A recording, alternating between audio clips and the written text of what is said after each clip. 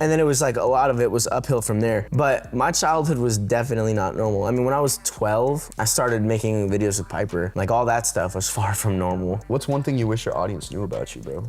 One thing I wish my audience knew about me. Are you down? Like actually, Yeah, I do. It's only $700. Welcome back, cruising on to the next episode with Bro Code Podcast. Catch us on the avenue.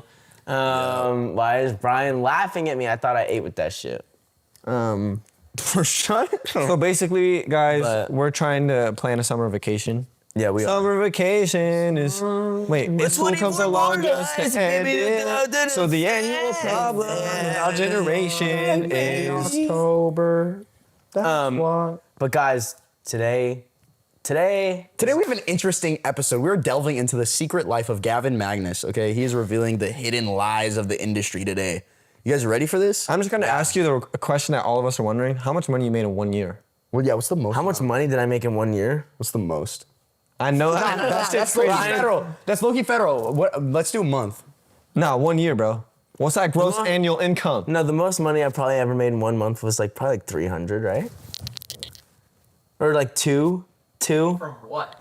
Because I know there was a point where my YouTube channel was like over 1.3. It was like 128. Yeah, right? Holy And shit! so, like- and that's not counting brand deals. Yeah, that's not counting brand deals. So I would That's say the insane. most I That's probably made AdSense. the most I probably made in a month was probably like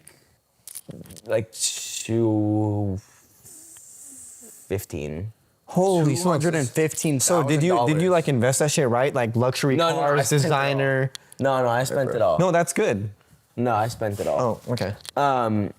But it's okay. Like obviously, like we're Money comes back, bro. Yeah, money comes. Wait. So how But- old were you when you made that in a month? How old were you? Well, the thing is, the craziest part is people don't realize it's so crazy because when I'm doing doing what I've done for so long, I'm 18 now, and I look at the people who are 14, 13, 15 who are getting into it or somewhat new into the industry, like the newer generation of influencers, and it makes me feel old, bro. It makes me feel like, it really makes me feel really old because either these people are coming up to me like, oh my God, like I used to watch you. And I'm like, what do you mean you used to watch me? Like when you were little, bro. Like, what do you mean? Like, what? I'm not. No. What do you mean? Like that makes me feel old, truthfully, just because of how long I've like actually been doing this. But yeah, making that much money at that young of an age was like so, I mean, I was like fucking go to the mall, $8,000 at the Gucci store. I would go, boom, mom, you want a G-Wagon? Let's get a G-Wagon. Boom, I'm gonna get a $14,000 Rolex because I want to. Yeah. Boom, I'm gonna go spend $600 at Target and then go throw everything out the next day. So your mindset was like pretty cooked with money. Yeah, well, no, Did you it think was you just had because like, So I actually have a question. yeah. So obviously, I feel like I'm very curious what that did to the psychology of you because you did that at such a young age. Because for me personally, like I've had benchmarks that I've achieved, and like it feels really good.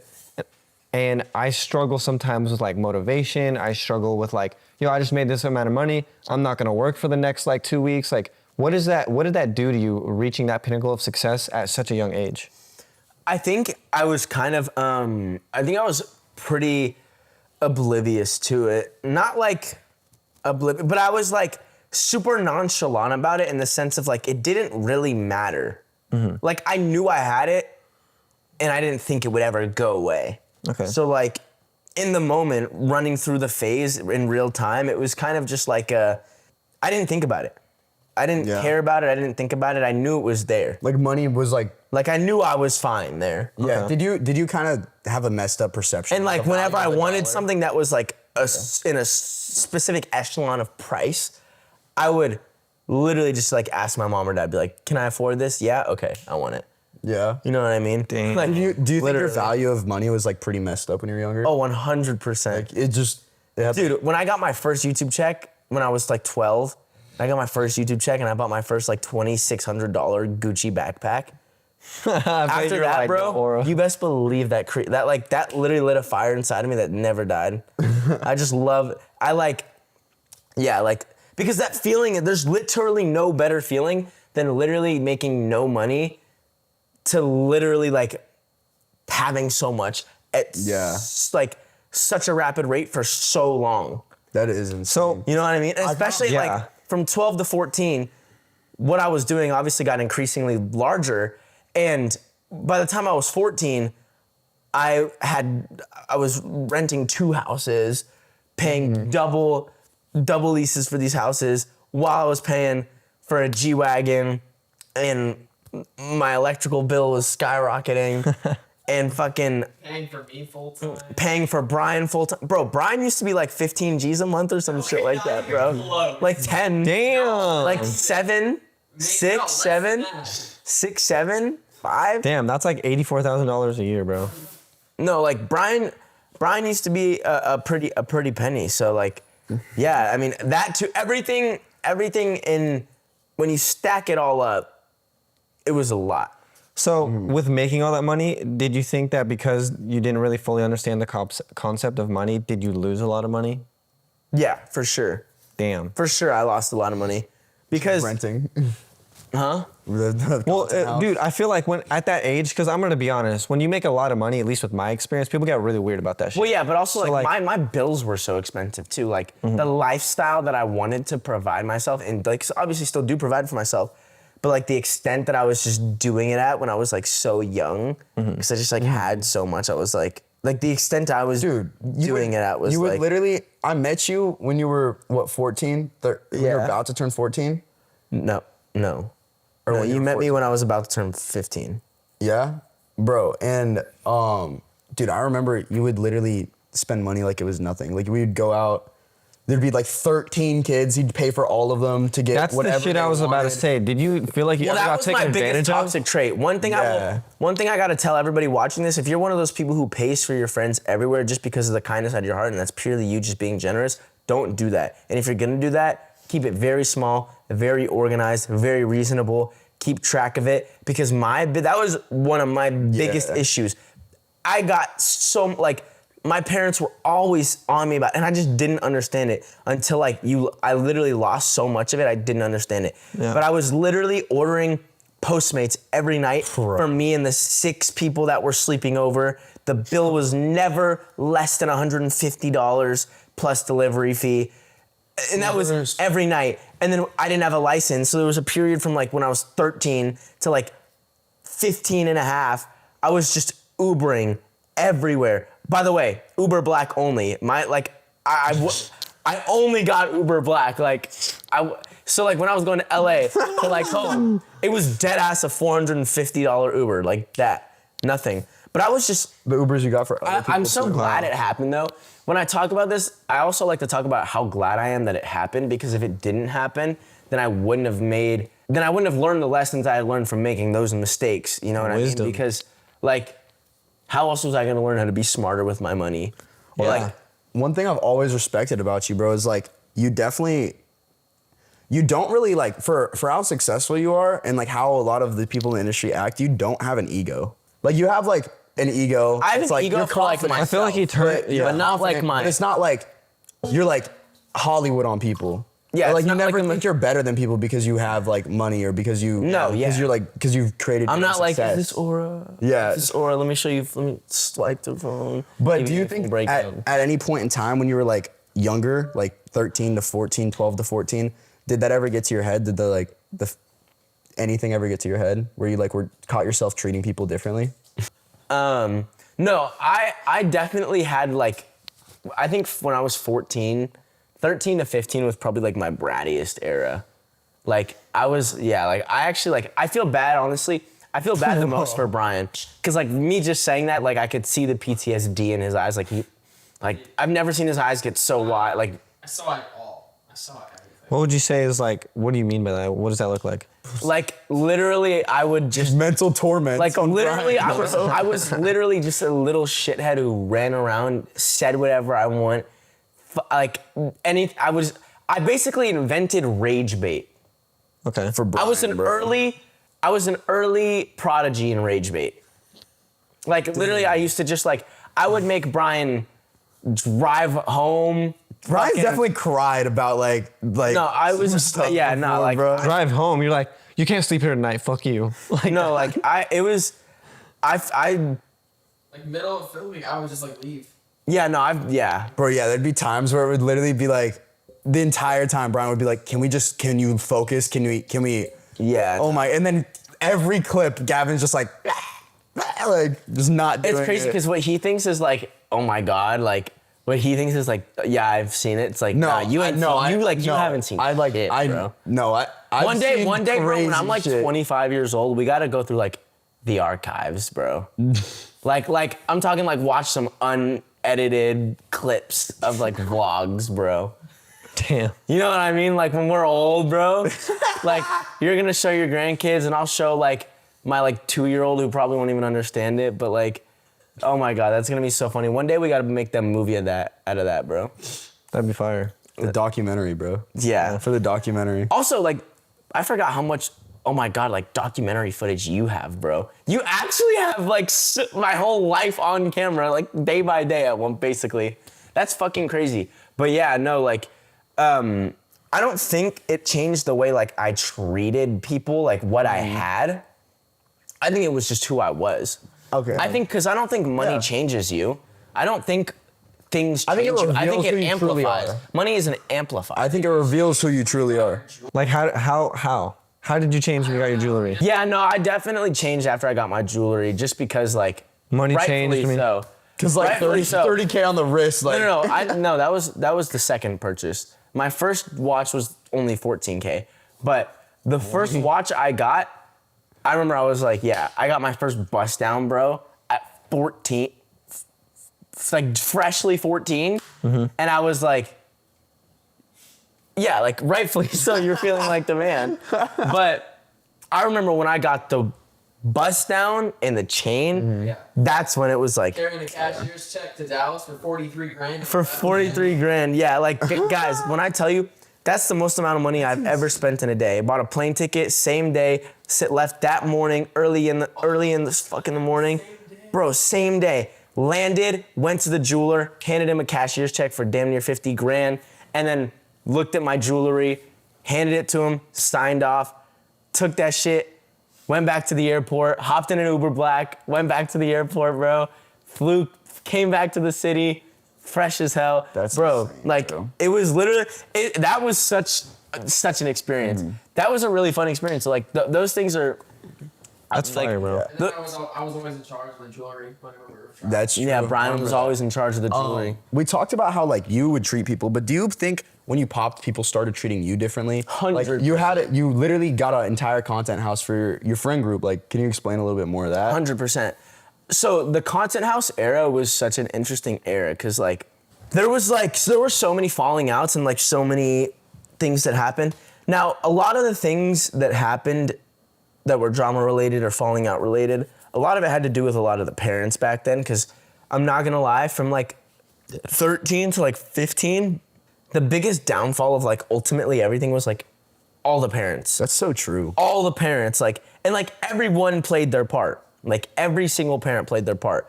Maybe some others were more extreme than others. Maybe some mothers were more extreme than others, but see what I did there? But at the end of the day, that was like the biggest like hurdle everyone had to hop over was dealing with the moms. Yeah. You know what I mean? And like the kids' problems would reflect into the parents, and then they would push for it. And then like there was just so many situations. But to answer your question better, did people treat me differently? Yes. There were lots of times where I would give people so much, and then certain things would happen. And a lot of the times, a lot of these things were not, like you look at it today, it's like, oh my gosh, that was not a big deal. But it's like things would happen back then, and it's like people would go on social media, try and tarnish my reputation. And it's like, when did I ever, I want to say this before I say this. Maybe I did, so I gotta think. And you can correct me if I'm wrong, but when did I ever go on the internet and like really try and end somebody's career? I hate when people do that shit. Never. That's weird. I might have talked my shit here and there, Yeah. but like never have I like, there were a lot of people that genuinely wanted to see me fall, wanted to see me down, did not want to see me stand back up, not even on one knee. And having to deal with that at that young of an age, with all the success, with all the money, and then all the back end pressure that you have to like deal with and face from, you know, the work you have to do and your peers constantly chirping at you and like always having people telling you what you're doing wrong and what you're doing right and this and that, and you're not doing this and you're doing this good enough, but you're not doing this good enough, while dealing with like arguments and making sure everybody's happy, making sure everybody ate food that I paid for today, making sure everybody got a TikTok with me today and, you know, got everything they needed. And it's like, it's not easy making everybody happy. And half the time everything ends up falling out and not going the way it goes. And nobody ends up, there's not a chance where everybody ends up happy because it's just hard to manage. Yeah. It's hard to manage, especially when you've got a bunch of young kids and their parents are so heavily involved in like micromanaging. It just was hard to manage. It was. And then like the parents feed the kids what to say on the internet about the kids. And then it's like, but here, I also want to say this, like, there's probably not many people who I have had issues with who if I saw in person wouldn't shake their hand and say hello.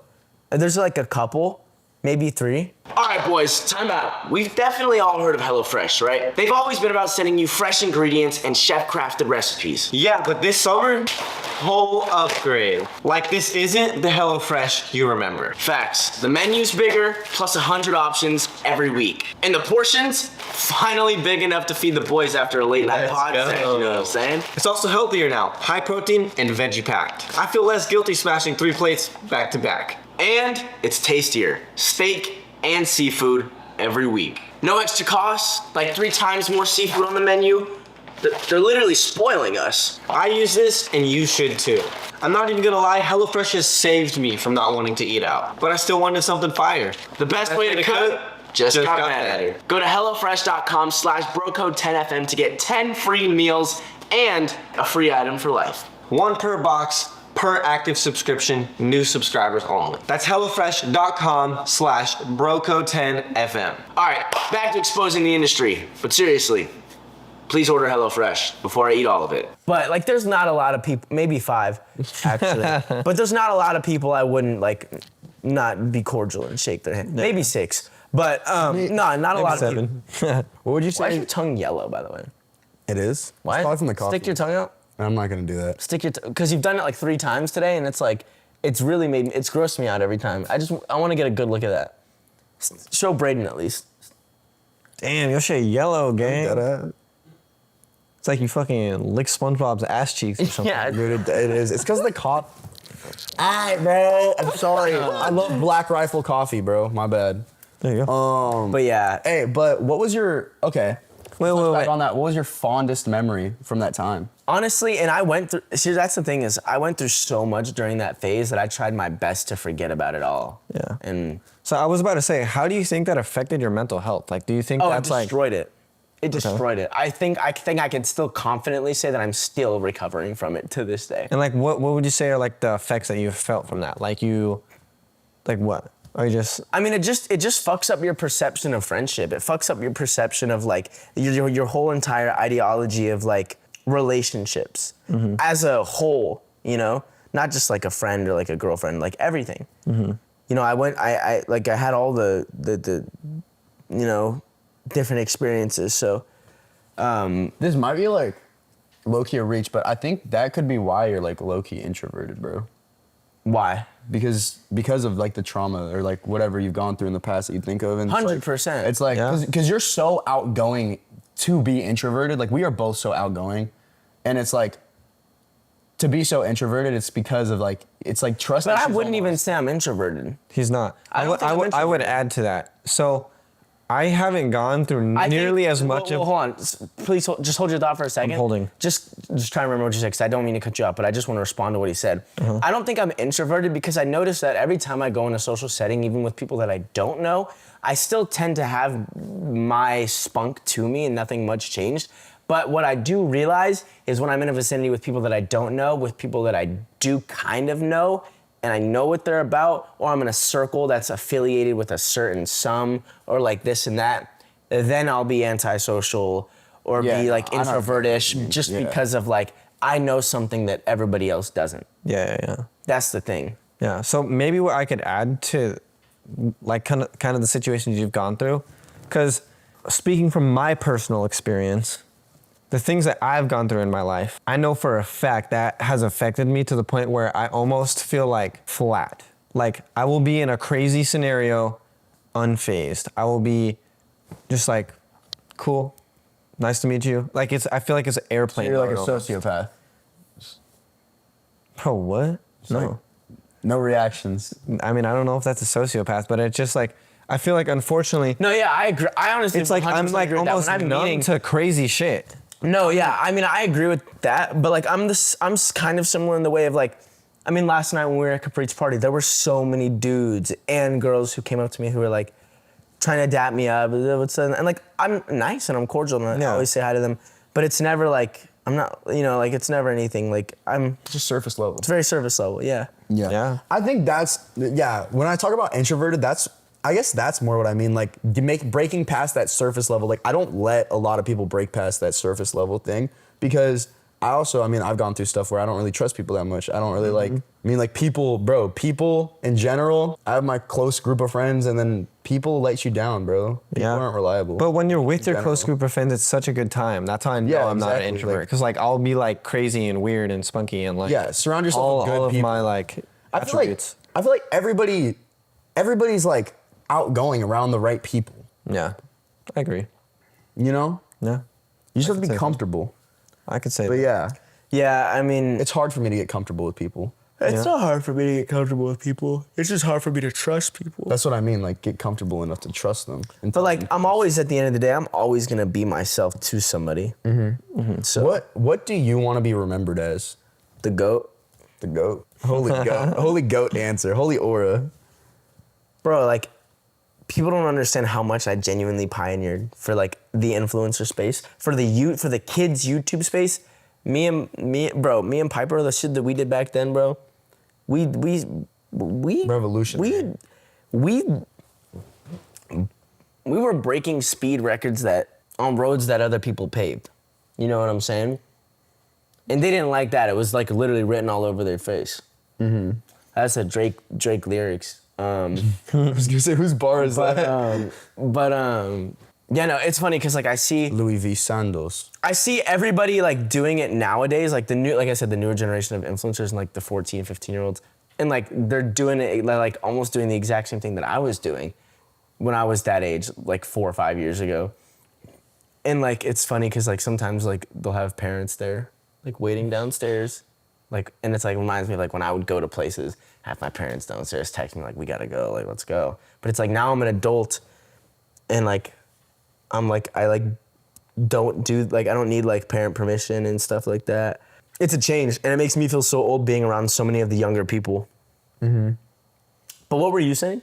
I just kind of want to dive in deeper to like the psychology of like, for example, when you're 13 years old, everyone's dream, I feel like, maybe not everyone, I'm speaking from my personal like perception of life. I want to be able to provide for a family. I want to take care of my family. I want to take care of the close people in my life.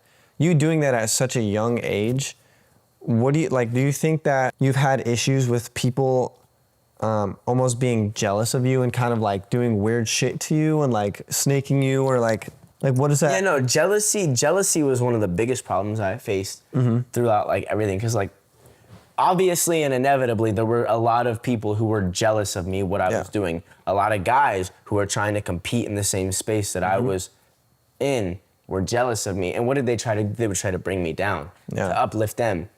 And it never worked, obviously, just letting you know. I mean, like, clearly it never worked. But there were so many times, like, genuinely that would happen. And, like, I would get sabotaged or put in certain positions or like, people would say certain things about me. I remember, like, people would, like, text other creators or influencers. They would text other, like, social media people, like, really bad things about me. And, like, untrue things about me, and these people like send me screenshots, and then like you just find out that everybody is fake. Like all the people who are friends right now on the internet, I bet half of them talking shit about each other behind their back, and I bet half of them ain't even gonna be friends in the next year. Maybe a few of them, but like, That's not crazy to say, it's bro. not crazy to say. Really because not crazy to say. There's too many. And they're young too, and they're all like, bro.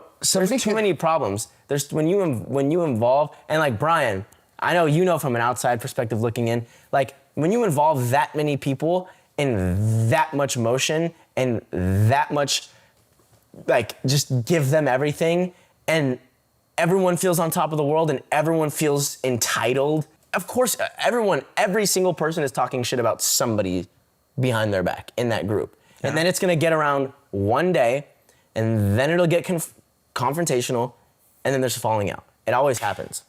Yeah. Always happens. It's not crazy to say. It could literally look somebody at could hear guys, that and think. Prime examples. Look at any old group I've been associated with, been in, rinse, wash, repeat. Yeah, true. It's like somebody could hear that and think like, oh, you're hating, or like that could come from jealousy. Like, but that's literally just a logical observation. Yeah, and like I don't wish that upon. I don't wish obviously. that upon anybody. Of course, it's just me making a clear. It's just like objective history observation. repeats itself. It's crazy. How would you compare your childhood to like a regular childhood? My childhood to a regular childhood, very different. Yeah. I stopped because I stopped going to school, public school, 6th grade.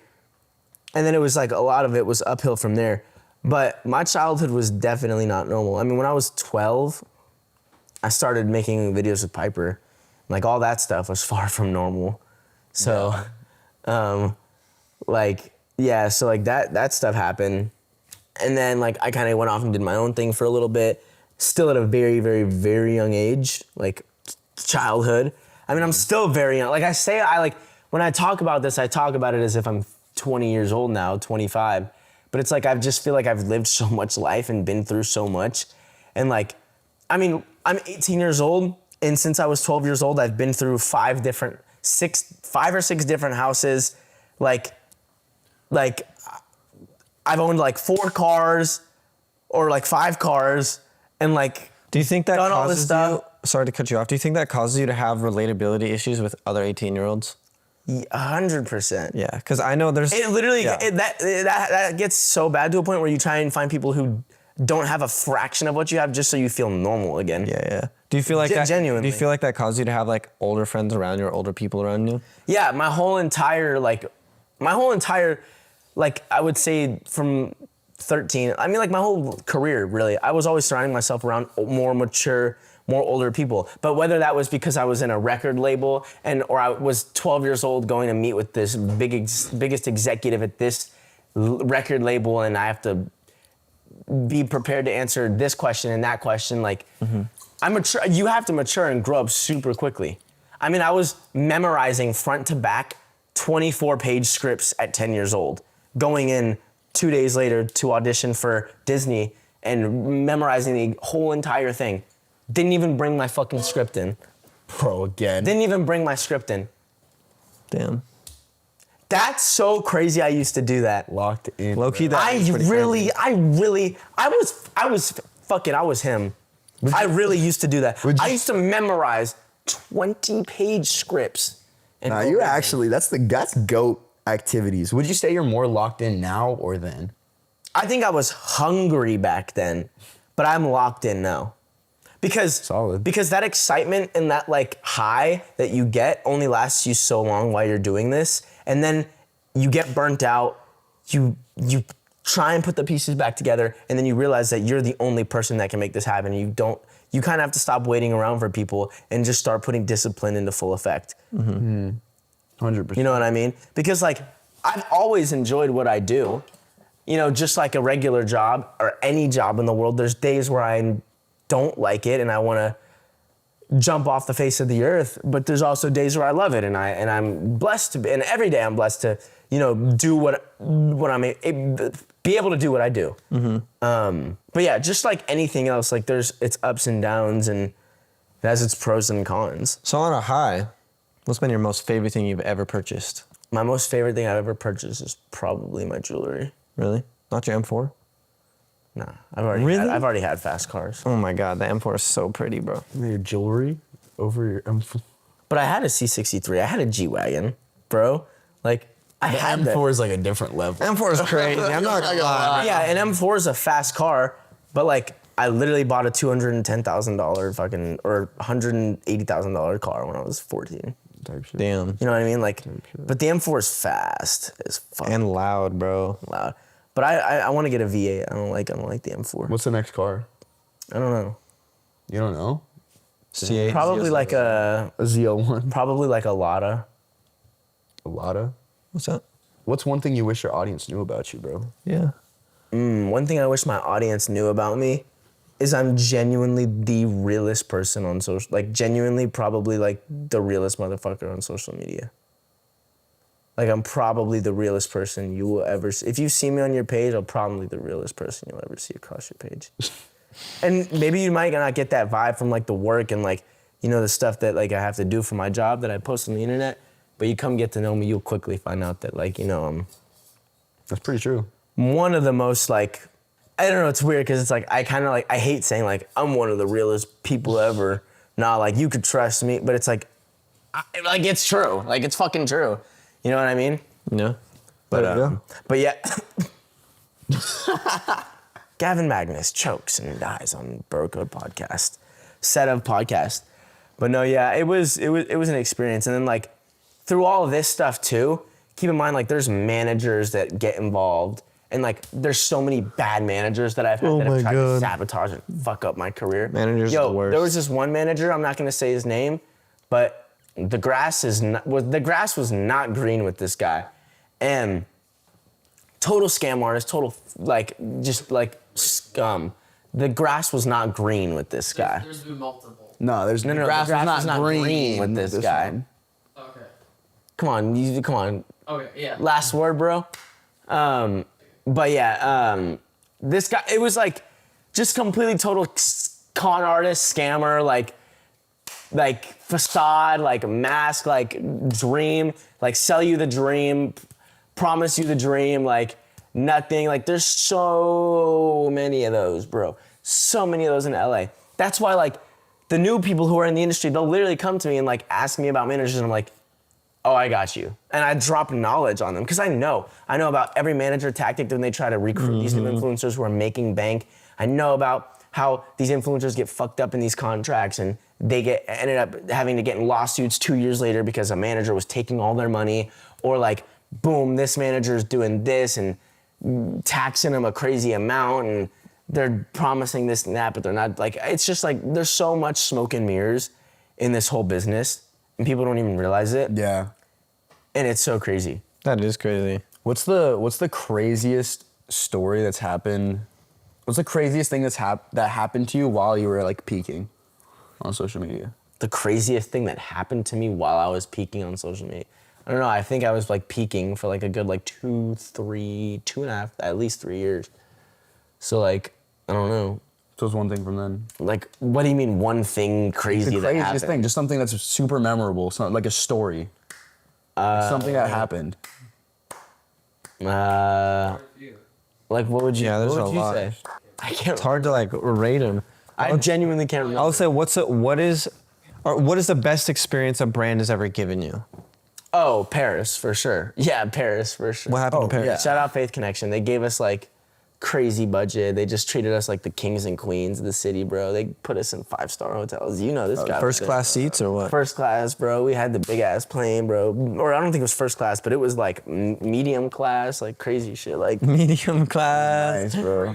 premium. Yeah, bro. Premium business. There you go. Put us up, but yeah, it was, dude, Paris was so fun, bro. Oh my gosh, bro. We gotta go back. All the late night outs, bro. The VOD Red Bulls. Go to Paris, meet up with Diamond. Remember the first morning when we all went for a run? I did not go on that. I do remember that. Yeah. Wow. But yeah, that's On a run in probably- Paris. That's tough. What's been the craziest fan experience you've ever had?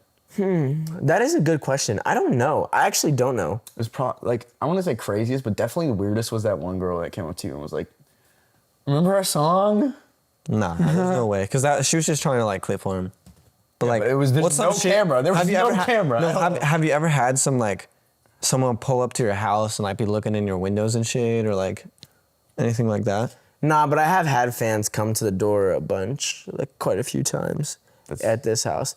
And like, That always feels just so uncomfortable. oh, also like crazy, I guess not, this isn't like crazy, but it's just like annoying. Like fans ride golf carts through here and like, they'll like see me through my backyard or like my front yard and like start yelling and they'll be circling for hours. And like, I'm paranoid and like, I'm like in my room, like looking out my window. Like I hate that feeling. Like, I don't want to have to feel like that. But nah, it's probably something like that. I haven't really had like, I got some pretty cool fans. I'm not gonna lie. I haven't had, like online, I've had some pretty crazy fans, but in person, I've never had like a crazy. I don't like this picture. Can we redo it?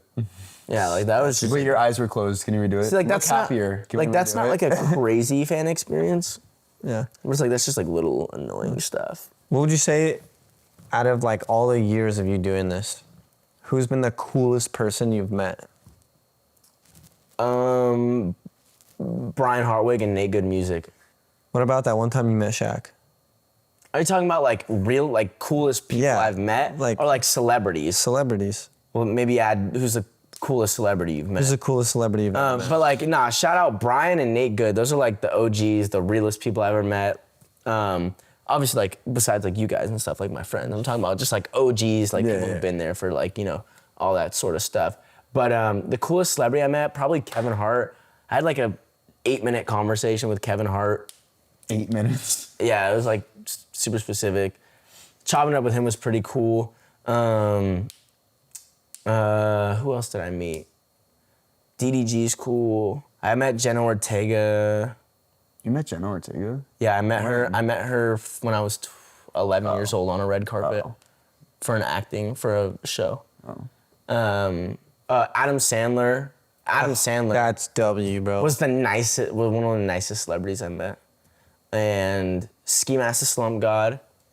He's one of the nicest. Who's the rudest celebrity you've ever met? The rudest celebrity I've met. That's a good question. I got to think about this. For a second. I mean, like, from my memory, I don't think, from me being with you, I don't have any, like, rude interactions. Besides when Tony Hawk egoed me. But he egoed me, not him. I don't know. I actually don't know who the rudest celebrity is I met. Well, that's good. That means, yeah. I mean, yeah, I don't know. I recently met Jessie Murph. She was so cool, bro. Yeah? Yeah. Bro, you know who I actually, like, cherish our moment that we had with? Lil Uzi, bro. Yeah. We asked him for a picture, and he goes, I'm about to throw up right now. That's all he said. But I just, like, I just love that, bro. Like, about to We got to talk to I'm about to Uzi. throw up right now. Yes, bro, King, go do that. I'm sorry for bothering you. Oh. Holy, That's a grown man, by the way. holy glay. Yeah. But yeah, I mean, yeah, that's pretty much all. Thank you guys for watching the episode. All right, if this video gets 1,000 likes, I will do like a part 2, kind of a little more in depth, and really talk about like the one-on-ones and like the real shizness. But yeah, thank you guys for listening to my stories and. Don't forget to check us out on all social media platforms. Listen to us on Apple Music, Spotify, any podcast stream platform. We're there. YouTube, of course. You're here. Subscribe, notifications on. And follow all our personal accounts. Yep. Hell yeah. Later's bro code.